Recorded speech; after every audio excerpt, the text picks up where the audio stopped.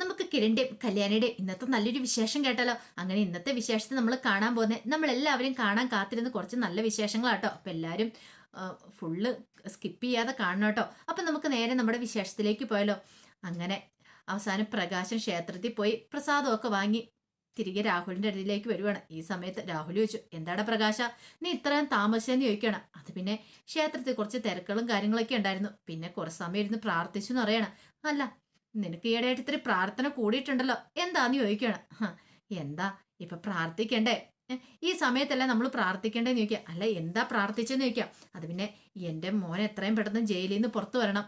അവൻ വന്നു കഴിഞ്ഞാൽ പിന്നെ എനിക്കൊരു സമാധാനം കിട്ടത്തുള്ളൂ. അവരുടെ ആപത്തും കൂടാതെ വരണം. പിന്നെ നമ്മുടെ ശത്രുക്കളെയൊക്കെ നിഗ്രഹിക്കാണ്ട് സാധിക്കണം. അതാണ് എൻ്റെ ഏറ്റവും വലിയ പ്രാർത്ഥന എന്ന് പറയാം. അങ്ങനെയാണ് കുഴപ്പമില്ല എന്ന് പറയണം. എടാ, നീ അതൊന്നും ഓർത്ത് പേടിക്കണ്ട. ശത്രുക്കളുടെയൊക്കെ കാര്യത്തിൽ ഇന്നത്തോടു കൂടി ഒരു തീരുമാനമാവുമെന്ന് പറയണം. തീരുമാനമാവുന്നോ? നീ ഇത് കണ്ടോന്ന് ചോദിച്ചോണ്ട് ഒരു പിസ്റ്റൾ അങ്ങെടുത്ത് കാണിക്കുകയാണ്. ഇത് കണ്ടോ, ഇത് വെറും കളിത്തോക്കൊന്നുമല്ല, ഇതാണ് ഞാൻ അവന്മാരെ തീർക്കാനായിട്ട് വെച്ചിരിക്കുന്ന സാധനം എന്ന് പറയണം. ഇത് കേട്ട് കഴിഞ്ഞപ്പോൾ പ്രകാശിന്റെ നെഞ്ചൊന്ന് വിങ്ങി. പക്ഷെ പ്രകാശൻ അത് പുറമെ കാണിച്ചില്ല. പിന്നീട് പറഞ്ഞു, ഇന്നത്തോടുകൂടി നിനക്ക് സമാധാനിക്കടാ, നീ പേടിക്കൊന്നും വേണ്ട. നിന്നെ ഇവിടെ ഞാൻ 2-3 ദിവസം പിടിച്ചു നിർത്തി എന്തിനാണെന്നറിയാവോ? ഇന്നത്തോടുകൂടി എൻ്റെ കാര്യത്തിൽ ഒരു തീരുമാനമാണെന്നറിയാം. ഒന്നെങ്കിൽ ഞാൻ അകത്തേക്ക് പോകും, അല്ലെങ്കിൽ ഞാൻ മരിച്ചു പോകും. അപ്പൊ 2 ദിവസം നല്ല ആഹാരം കഴിക്കണമല്ലോ, അതുകൊണ്ട് മാത്രമാണ് നിന്നിവിടെ പിടിച്ചു നിർത്തിയത്. പിന്നൊരു കാര്യം, എൻ്റെ മോൾക്ക് മാത്രമല്ല നിന്റെ മോനും എല്ലാവർക്കും സന്തോഷമുള്ള കാര്യം ഞാൻ ചെയ്യാൻ പോകുന്നെന്ന് പറയണം. ഇത് കേട്ട് കഴിഞ്ഞപ്പോൾ പ്രകാശം പറഞ്ഞു, ആഹാ അത് കൊള്ളാലോ എന്ന് പറയണം. പിന്നെ നീ എന്നെ കുറിച്ച് എന്താടാ വിചാരിച്ചോണ്ടിരുന്നേ? ഇപ്പൊ നിനക്ക് സന്തോഷ സമാധാനമായില്ലേ എന്ന് ചോദിക്കാം. അതെ, ഇപ്പൊ എനിക്ക് സന്തോഷ സമാധാനമായെന്ന് പറയണം. നീ ധൈര്യമായിട്ടിരുന്നു. അല്ല, ഞാനൊരു കാര്യം ചോദിച്ചേട്ടാ രാഹുലെ, ഇത് വെച്ചാണ് നീ എൻ്റെ കല്യാണി മോളെ കൊല്ലാൻ പോണെന്ന് ചോദിക്കുകയാണ്.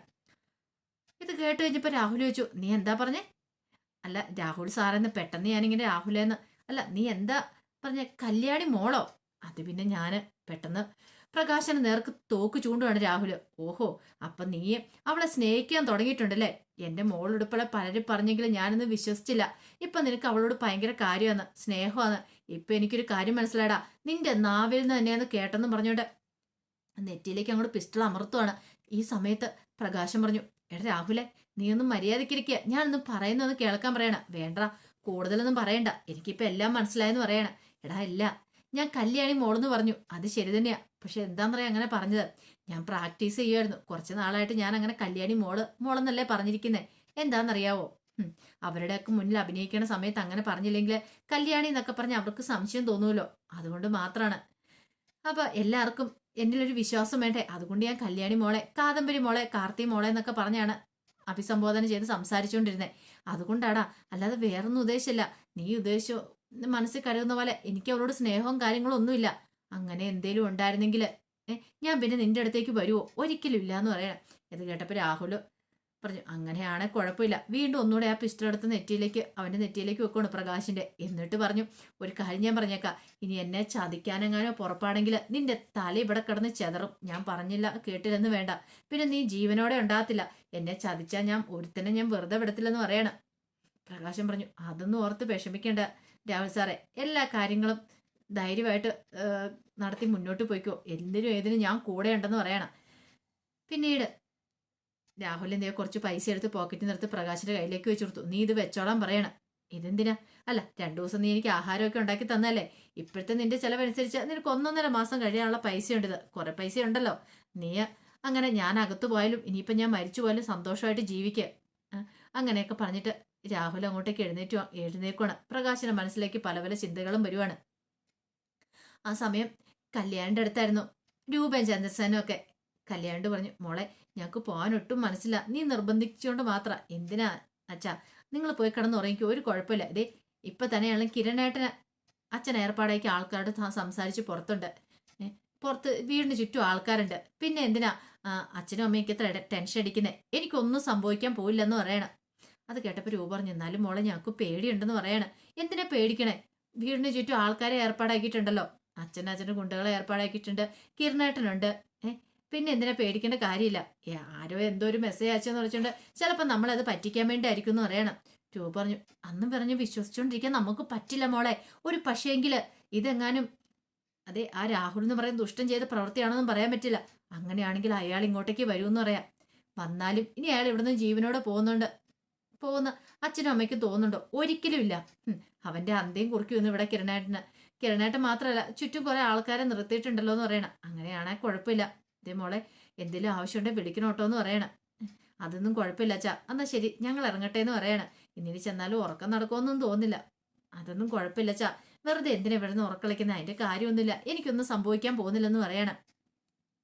അങ്ങനെ രൂപയും ചന്ദ്രസേനും കൂടെ കാറിലേക്ക് അങ്ങോട്ട് കയറുവാണ്. എന്നാൽ ശരി ഞങ്ങൾ പോയിട്ട് വരാമെന്ന് പറയണം. അങ്ങ് രാത്രി വരെ അവരിരുന്നു. പാതിരാത്രിയായ സമയത്താണ് അവർ തിരികെ വീട്ടിലേക്ക് പോകുന്നത്. ആ സമയം കല്യാണി അകത്തേക്കും കയറിപ്പോയി. അങ്ങനെ വീട്ടിലേക്ക് വന്നു കഴിഞ്ഞിട്ട് രാഹുലല്ല ചന്ദ്രസേനും രൂപയും കൂടെ അകത്തേക്ക് അങ്ങോട്ട് കയറുവാണ്. കയറി കഴിഞ്ഞപ്പോൾ ചന്ദ്രസേനൻ പറഞ്ഞു, ഇന്നിനി കിടന്ന ഉറക്കം വരുമെന്ന് തോന്നുന്നില്ല. രൂപ പറഞ്ഞു, ശരിയാ എനിക്കും അതുപോലെ തന്നെയാ. അവിടുന്ന് പോരണ്ടിയിരുന്നില്ലെന്ന് ഇപ്പൊ തോന്നുവാന്ന് പറയണം. അത് കേട്ടപ്പോൾ സേനം പറഞ്ഞു, എനിക്കും അങ്ങനെ തോന്നുന്നുണ്ട്. ഇവിടെ വന്നാൽ പിന്നെ ടെൻഷനാ. അവരുടെ കാര്യം ഓർത്തിട്ട് കല്യാണി മോൾക്ക് എന്തെങ്കിലും സംഭവിച്ചിട്ട് പിന്നെ നമ്മൾ ജീവിച്ചിരുന്നിട്ട് കാര്യമുണ്ടോ രൂപ എന്നൊക്കെ പറയാണ്. രൂപ പറഞ്ഞു, അത് ശരിയാ ചന്ദ്രേട്ടാ, ഒന്നും സംഭവിക്കാനൊന്നും പോകുന്നില്ല. അതെ ഞാന് കല്യാണി മോളുടെ പേരിൽ കുറെ വഴിപാടുകളൊക്കെ നടത്താൻ ക്ഷേത്രത്തിൽ കൊടുത്തിട്ടുണ്ട്. ഒരു 4 മണിയാകുമ്പോഴത്തേനും നമുക്ക് കുളിച്ചൊരുങ്ങി ഇവിടെ നിന്ന് ഇറങ്ങണമെന്ന് പറയണം. ക്ഷേത്രത്തിൽ പോകണം. ക്ഷേത്രത്തിൽ പോയി കുറെ വഴിപാടുകളൊക്കെ നടത്തണമെന്ന് പറയാം. അത് കേട്ട് കഴിഞ്ഞപ്പം ചന്ദ്രസേനം പറഞ്ഞു, അങ്ങനെയാണെങ്കിൽ ഉറങ്ങണ്ട, നമുക്ക് ഇച്ചിരി കഴിയുമ്പോഴത്തേനും സമയമാവുമല്ലോ, അപ്പൊ നമുക്ക് കുളിച്ചൊരുങ്ങി ക്ഷേത്രത്തിലേക്ക് പോകാന്ന് പറയാം. അതെ അതാ നല്ലത്. ഒരു കാര്യം ചെയ്യാം, ഞാനൊന്ന് കിരണിനെ വിളിച്ചു നോക്കട്ടെ എന്ന് പറയണം. അല്ല ഇപ്പൊ എന്തിനാ കിരണിനെ വിളിക്കണേ? അല്ല കിരണിനെ വിളിച്ചിട്ട് ചോദിക്കാം കിരൺ അവിടെ എങ്ങനെയായി കാര്യങ്ങളൊക്കെ, എനിക്ക് നല്ല ടെൻഷൻ ഉണ്ടെന്ന് പറയണം. അങ്ങനെ കിരണിനെ വിളിച്ചിട്ട് കിട്ടുന്നില്ല. ഇതെന്താ പോലും ഇവന്റെ ഫോൺ സ്വിച്ച് ഓഫ് ചെയ്ത് വെച്ചിരിക്കുന്നത്, വിളിച്ചിട്ട് കിട്ടുന്നില്ലോ എന്ന് പറയണം. അതോർത്തിട്ട് ഇനിയിപ്പം ചന്ദ്രേട്ടൻ വിഷമിക്കേണ്ട, ഒരു കാര്യം ചെയ്യും, കല്യാണി മോളെ വിളിച്ചു നോക്കാൻ പറയണം. ചന്ദ്രസേനൻ കല്യാണിയെ വിളിച്ചു. എന്താ കാര്യം എന്താന്ന് ചോദിക്കണം. അത് പിന്നെ കിരൺ മോനെ വിളിച്ചിട്ട് കിട്ടുന്നില്ലോ എന്ന് പറയാം. കിരണേട്ടൻ പുറത്ത് അച്ഛൻ ഏർപ്പാടാക്കി കുണ്ടുകളുമായിട്ട് സംസാരിച്ചുകൊണ്ടിരിക്കുന്നുണ്ട്. കിരണേട്ടൻ പുറത്തുണ്ട്, അച്ഛൻ പേടിക്കൊന്നും വേണ്ട. അല്ല അവന്റെ ഫോൺ ഓഫ് ആയതുകൊണ്ട് അതൊന്നും ഓർത്ത് പേടിക്കണ്ട, കിരണേട്ടൻ പുറത്തുണ്ടെന്ന് പറയണം. അങ്ങനെ കോള് കട്ട് ചെയ്ത് ഇപ്പൊ ചന്ദ്രസേനൻ പറഞ്ഞു, അതെ കിരൺ അവിടെ പുറത്തുണ്ടെന്നാ പറഞ്ഞേ, നീ പേടിക്കൊന്നും വേണ്ട കേട്ടോ രൂപയെന്ന് പറയണം. ശരി എന്നാ ഒരു കാര്യം ചെയ്യും, ഈ ഫോൺ നീ വെച്ചോ, ഞാൻ മുകളിലേക്ക് കൊണ്ട് പോവാ, ഇപ്പോഴാനും കിരണം വിളിച്ചാൽ എടുക്കണം കേട്ടോ. അപ്പോഴത്തേക്കും രൂപ പറഞ്ഞു, ഒരു കാര്യം ചെയ്യാം, ഞാൻ കുറച്ച് വെള്ളം എടുത്തോണ്ട് വരാം എന്ന് പറയണം. അങ്ങനെ ചന്ദ്രസേന മുകളിലേക്ക് പോവാണ്. ഈ സമയം അടുക്കളയിലേക്ക് എന്നിട്ട് രൂപ കുറച്ച് വെള്ളം എടുക്കുവാണ് ഫ്ലാസ്കിനകത്തേക്ക്. അങ്ങനെ വെള്ളം ഫ്ലാസ്കിനകത്തേക്ക് ഒഴിച്ചുകൊണ്ട് സമയത്ത് ഒരു വെടിവെച്ച കേൾക്കുവാണ്. ഒരു നിമിഷം കയ്യിലിരുന്ന ബ്ലാസ്കും ഇതെല്ലാം കൂടെ താഴേക്ക് പോയി. രൂപ മുകളിലേക്ക് കയറി ഓടുവാണ്. ഏതാ സംഭവിച്ചെന്ന് അറിയത്തില്ല. അങ്ങനെ മുകളിലത്തെ മുറിയിലേക്ക് വന്നു കഴിഞ്ഞപ്പോഴത്തേനും അവിടെ കിരൺ നിൽക്കുന്നു, ചന്ദ്രസേനും ഉണ്ട്. എന്താണ് മോനെ, എന്താ ഒരു വെടിവെച്ച കേട്ടെ, എന്താ സംഭവിച്ചെന്നൊക്കെ ചോദിക്കണം. അപ്പോഴേക്കും ചന്ദ്രസേനൻ പറഞ്ഞു, രൂപേ നീ ഇങ്ങനെ പാനിക്കാവാന്ന് പറയാ. എന്താ ചന്ദ്രേട്ടാ ഒച്ച കേട്ട എന്താ, എനിക്കൊന്നും മനസ്സിലാവുന്നില്ലോ എന്ന് പറയണം. ഇത് കേട്ട് കഴിഞ്ഞപ്പോ ചന്ദ്രസേനൻ പറഞ്ഞു, നീ നോക്കാൻ പറയണം. നോക്കി കഴിഞ്ഞപ്പോഴത്തേനും താഴെ കിടക്കുന്ന രാഹുലാണ്. രക്തത്തിൽ കുളിച്ചിങ്ങനെ കിടക്കണം. നെറ്റിയെന്ന് ഇങ്ങനെ രക്തം വാർന്നൊഴുകുന്നുണ്ട്. ഇയാളെങ്ങനെ ഇവിടെ വന്നെന്ന് ചോദിക്കുകയാണ്. ഈ സമയത്ത് രാഹുലാണെങ്കിൽ ഇങ്ങനെ പതുക്കെ ഇച്ചിരി ശ്വാസം മാത്രമേ ഉള്ളൂ, അതുപോലെ ഒരു അവസ്ഥയിൽ ഇങ്ങനെ ഇരിക്കുകയാണ്. പെട്ടെന്ന് തന്നെ കിരണിനോട് ചന്ദ്രസേനൻ പറഞ്ഞു, എടാ ഒരു കാര്യം ചെയ്യാം, ഇവനെ അങ്ങനെ മരണത്തിന് വിട്ടുകൊടുത്തിട്ട് കാര്യമില്ല, അങ്ങനെ ഇവനെ കൊന്നിട്ട് നമ്മൾ ജയിലിൽ പോയി കിടക്കാനുള്ളതല്ല എന്ന് പറഞ്ഞുകൊണ്ട് അവിടെ ജഗ്ഗിനകത്ത് വെള്ളം എടുത്ത് അവന്റെ മുഖത്തേക്ക് തളിച്ച് ആ നെറ്റിലെ മുറിവിലേക്ക് അവിടെ കിടന്നൊരു തോർത്തെടുത്ത് വലിച്ചു കെട്ടുവാണ്. എന്നിട്ട് പറഞ്ഞു, ഇവൻ ചോര വാർന്ന് മരിച്ചു പോയിട്ടുണ്ടെങ്കിലേ നമ്മൾ അകത്താവൂലേ, അതിന്റെ കാര്യം ഉണ്ടോടാ മോനെ, അതിന്റെ ആവശ്യമില്ല എന്ന് പറയണം. ഇത് കേട്ടപ്പോൾ രൂപ പറഞ്ഞു, എനിക്കൊന്നും മനസ്സിലാവുന്നില്ല, ഏതാന്നൊക്കെ ചോദിക്കുകയാണ്. കിരൺ പറഞ്ഞു, ഇവൻ ചാവണ്ടവനാ, എപ്പോഴാണെങ്കിലും ഇവൻ ചത്തേ മതിയാവത്തുള്ളൂ, അത്രയ്ക്ക് ദുഷ്ടനാന്ന് പറയണം. എന്റെ അമ്മാവനാന്ന് പറഞ്ഞിട്ട് കാര്യമില്ല എന്ന് പറയണം. അല്ല ഞാനൊരു കാര്യം ചോദിച്ചിട്ട് മോനെ, നീ എപ്പോഴാ ഇങ്ങോട്ടേക്ക് വന്നേ? ഇതേ ഇപ്പോഴും കൂടെ കല്യാണി മോള് പറഞ്ഞ നീ വീടിന്റെ അവിടെ ഉണ്ടെന്നാണല്ലോ പറഞ്ഞേ, പിന്നെ നീ എങ്ങനെ വന്നേന്ന് ചോദിക്കണം.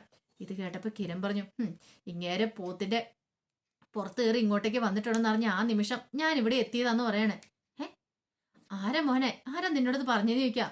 നമ്മൾ ഇത്രയും കാലം ദുഷ്ടെന്ന് കരുതിയിട്ട് അകറ്റി നിർത്തിയ ഒരാളില്ലേ, നമ്മൾ കരുതിയിരുന്നില്ലേ അയാൾക്ക് നമ്മൾ ഇഷ്ടമില്ല, അയാളും ഇവനും കൂടെ ചേർന്നിട്ടുള്ള നാടകം ഇത് നമ്മളെ കൊല്ലാൻ വേണ്ടിയിട്ടൊക്കെ പ്ലാൻ ചെയ്യുന്നുണ്ടെന്ന് കല്യാണി ഇല്ലാതാക്കാനായിട്ട്.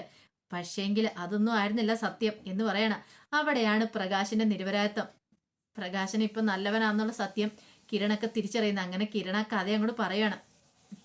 കിരൺ പറയുന്ന കഥ പ്രകാശനെ കുറിച്ചായിരുന്നു. പ്രകാശൻ രാഹുൽ അങ്ങോട്ട് പുറത്തേക്ക് പോയപ്പം രാഹുൽ കൈ വെച്ചു കൊടുത്ത പൈസ അതങ്ങ് ചുരുട്ടി എറിഞ്ഞു. പിന്നീട് രാഹുൽ എങ്ങോട്ടാ പോയെന്ന് നോക്കി, പുറത്തേക്ക് പോകുന്നുണ്ട്. ഓഹോ, അപ്പം മിക്കവാറും കല്യാണി മോളെ ഇല്ലാതാക്കാനായിട്ടായിരിക്കും പോയത്. പിന്നീട് എന്ത് ചെയ്യുവാണ്, നേരെ പുറത്തിറങ്ങി രാഹുൽ കാറ് എടുത്തുകൊണ്ട് പോകുന്നുണ്ട്. ആ പുറകെ പോയി. പുറത്തിറങ്ങിയപ്പോൾ ഒരു ഓട്ടോറിക്ഷ വന്നു. ഓട്ടോറിക്ഷയ്ക്ക് കൈ കാണിച്ചു.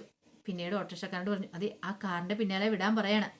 ഈ സമയത്ത് രാഹുൽ നല്ല സ്പീഡിൽ തന്നെ പോകുന്നത്. അപ്പോഴേക്കും പ്രകാശം പറഞ്ഞു, ഇച്ചിരിയോടെ സ്പീഡ് വിടാൻ പറയണം. ഇത് കൂടുതൽ സ്പീഡ് വിട്ടിട്ടുണ്ടെങ്കിൽ വല്ലോരം നെഞ്ചത്ത് പോയി കയറിയിട്ടെ എനിക്ക് പിന്നെ അതിന്റെ പുറകെ അഴിയണാനൊന്നും പറ്റില്ല എന്ന് പറയണം.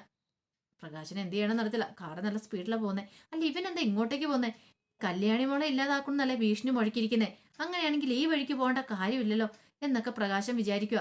പിന്നീട് ആ കാറിന്റെ പുറകെ പോയി. കാറ് കുറച്ച് ദൂരം അങ്ങോട്ട് ചെന്നിട്ട് അങ്ങോട്ട് മാറ്റി ഒതുക്കി ഇടുവാണ്. ആ സമയത്ത് ഓട്ടോറിക്ഷ അവിടെ നിർത്താൻ പറഞ്ഞിട്ട് പ്രകാശൻ അവിടെ നിർത്തിയിടുവാണ്. ആ സമയം രാഹുൽ കാറിനകത്ത് നിന്ന് ഇറങ്ങി. ഇവിടെ കാർ ഇടുന്ന ബുദ്ധി, അതാണ് പിന്നെ ആർക്കും ഒരു സംശയം തോന്നത്തില്ല. ഇനി കാര്യങ്ങളൊക്കെ കുറച്ചുകൂടെ പെട്ടെന്ന് എളുപ്പമാവും എന്ന രീതിയിൽ രാഹുൽ പുറത്തിറങ്ങി അങ്ങ് നടക്കുവാണ്. ഈ സമയത്ത് പ്രകാശന് രാഹുൽ ഇറങ്ങി പുറത്തേക്ക് പോകുന്നുണ്ടപ്പം ഞെട്ടി. പ്രകാശിന് മനസ്സിലായി ഇത് എങ്ങോട്ടുള്ള പോക്കാന്നുള്ള കാര്യം. കല്യാണിന്റെ വീട്ടിലേക്കെന്ന് പറഞ്ഞിട്ട് നേരെ പോകുന്ന ചന്ദ്രസേനയും രൂപയുടെയും വീട്ടിലേക്കായിരുന്നു. അപ്പൊ അതിന്റെ വിശേഷങ്ങളൊക്കെ എന്ന് കാണുന്നത് അതാണ് സംഭവിച്ചത്. അപ്പൊ ഇതിന്റെ ബാക്കി വിശേഷങ്ങളായിട്ട് വൈകുന്നേരം വരാട്ടോ. അങ്ങനെ എന്താണെങ്കിലും രാഹുലിന് കിട്ടാനുള്ളത് കിട്ടിയിട്ടുണ്ട്. ഇനി പ്രകാശന്റെ നിരപരാധിത്വം, പ്രകാശൻ എത്ര നല്ലവനാണ്, അല്ലെങ്കിൽ പ്രകാശൻ കാരണമാണ് ഇപ്പം തൻ്റെ അച്ഛൻ്റെ ജീവൻ അമ്മയുടെയൊക്കെ ജീവൻ രക്ഷപ്പെട്ടെന്നുള്ള കാര്യം കിരൺ ആ സത്യങ്ങളൊക്കെ തിരിച്ചറിഞ്ഞു. ഇനിയിപ്പം പ്രകാശൻ നല്ലവനാന്നുള്ള കാര്യം കല്യാണിയുടെ എല്ലാവരും കൂടെ പറയും. പിന്നെ ഇനിയിപ്പം നമ്മൾ കാണാൻ പോകുന്ന നല്ല നല്ല വിശേഷങ്ങളാണ്. അങ്ങനെ പെൺമക്കൾ പ്രകാശനെ സ്നേഹിക്കാൻ പോകുന്നതിൻ്റെ ആ വിശേഷങ്ങൾക്കായി നമുക്ക് എല്ലാവർക്കും കാത്തിരിക്കാം കേട്ടോ. ഒരിക്കൽ കൂടി എല്ലാവർക്കും ശുഭദിനം നേർന്നുകൊണ്ട് നിർത്തുന്നു. നന്ദി.